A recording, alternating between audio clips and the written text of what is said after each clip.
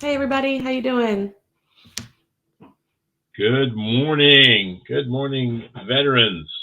My name is Coach Gil Shuga here with VA Claims Insider, along with my pal, Coach Kathy Allen. We're so glad to have you guys here. We're going to talk a little bit about mental health, specifically, the three top claimed and awarded mental health. Number one, service connected mental health condition is PTSD, post traumatic stress disorder. Now, it is the most commonly claimed among veterans and is service connected, the number one service connected condition. Now, the average VA rating for PTSD and other mental health conditions is currently 70%. Now, that's the average.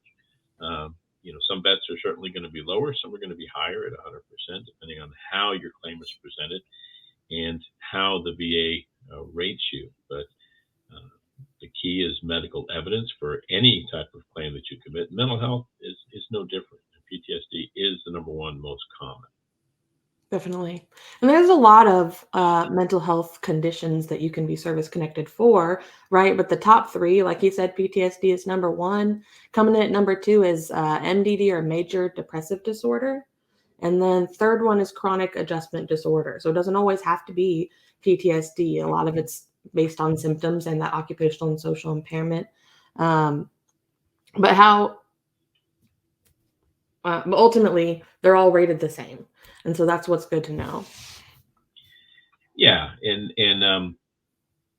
we talk about how they're rated, so let's talk about how these conditions are rated. Um, it's from 0 to 100%, and yes, zero is a rating. There's a common misperception among a lot of veterans that if you get a zero rating, you're denied, and that's just not correct. A denial is a denial, meaning it's not service connected. You're not going to get anything for it. A zero rating means it is service connected. It's just not impairing you to a level that's compensable to the VA. But what's important about that is that it's kind of a foot in the door. They're recognizing that it's service connected. The VA is recognizing that you have this condition. And so if it worsens, you're already service connected and you can get an increase for that. And you can also have other things that stem from that as secondary conditions. We'll talk a little bit about that. But for all of the mental health ratings, they use the same criteria for all of them. And it depends upon how it affects you, how you respond to the circumstances of your service.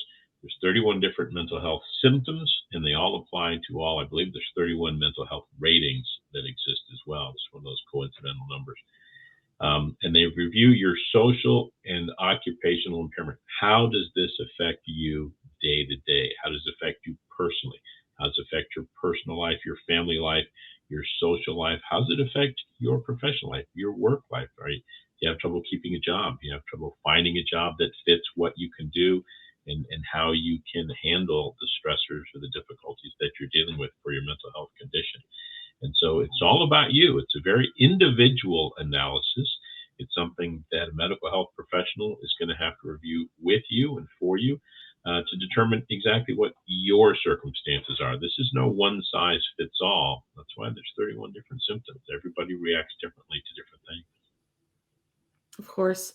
And I think a big help that you get when you sign up through VACI's elite program is that what are the 31 symptoms, right? We can't list them all on live, but there's access to that information in our resources. You can figure out which ones you deal with, how they affect you, and where you should be rated. That's going to help you best tackle moving forward with a claim for mental health. All in all, there are three key factors to a successful claim or a successful mental health claim.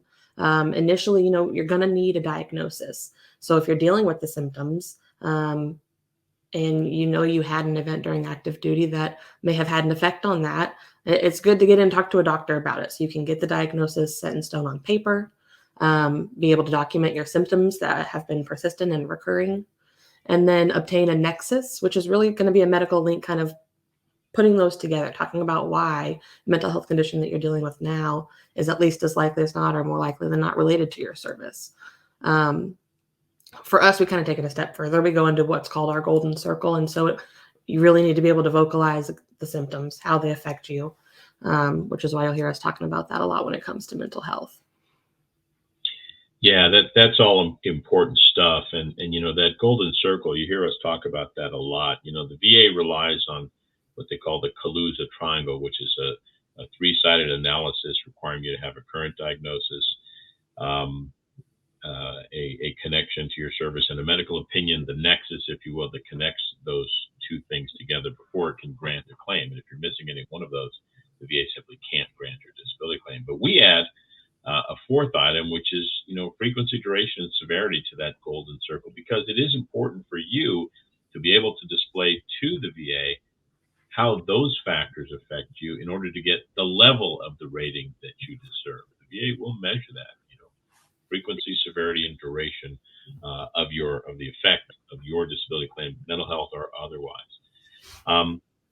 Now, regarding PTSD, it always has an in-service stressor, such as exposure to death or threatened death, fear or hostility, actual or threatened serious injury, or actual or threatened sexual violence. In other words, while you're on active duty, something has to have occurred to which you reacted in order to trigger a PTSD response and in order to grant a PTSD service connection. If there is no actual stressor that you can point to that actually affected you, that you actually witnessed or participated in, you have to have that.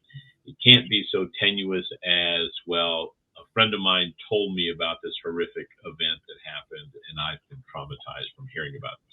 That's not going to make it for you. But in fact, if you were the witness or if you were the participant, and there's obviously some that are clearly make sense, you were involved in an IED attack personally. You watched your buddies seriously injured or killed. You were, involved in mortar attacks and feared for your life. Those are the kinds of things that actually occurred, and they're usually documented in your service record.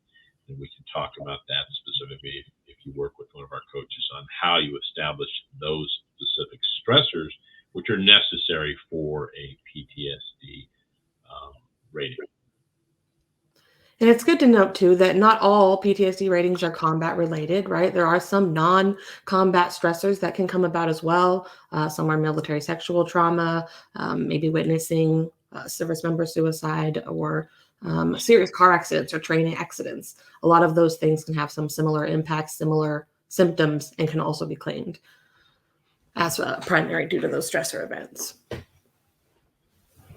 Yeah, and that's a great point, Cassie. And what's important for a lot of vets to learn, many vets, when they hear mental health claim, they think PTSD, and they might think, well, I don't have one. But there's only 3 PTSD ratings of all the 31 mental health ratings. There's combat PTSD, non-combat PTSD, as Cassie mentioned, and military sexual trauma, which unfortunately is a real thing.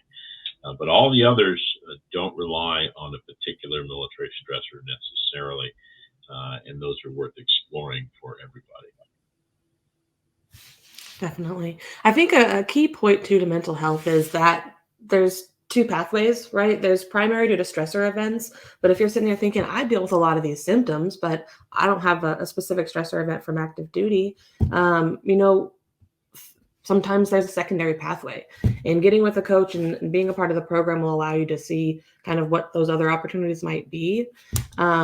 How your current service-connected conditions affect your lifestyle and impact your daily life can also be a pathways for service connection for mental health. A lot of the 31 symptoms that you can be rated for PTSD, you can also be rated for depression or anxiety. And so that's why there's many different pathways. It's good to get in, connect with a coach, see what you're dealing with, and let us help you point you in the right direction. As far as my notes go, the only other point I had when it comes to mental health is just to not get it confused as far as, being rated for one or multiple mental health conditions.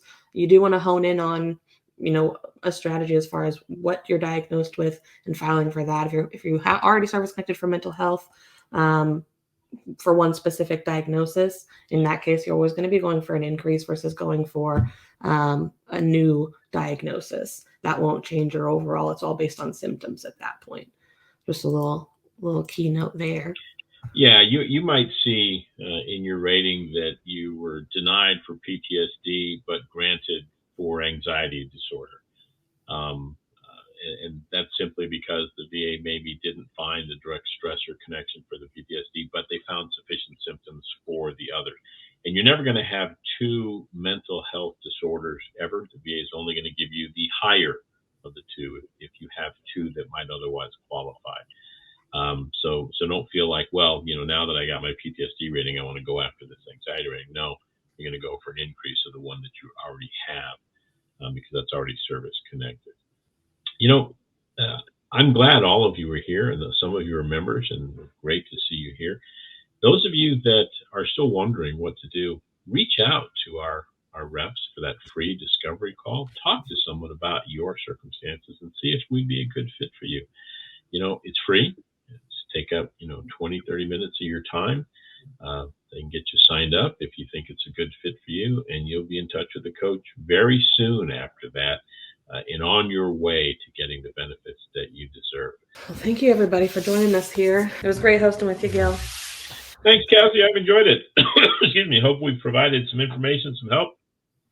Hopefully we'll be seeing many of you as new elite members here at VA Claims Insider, and seeing you at the various classes and coffee with the coaches. We'll see your smiling faces when we do.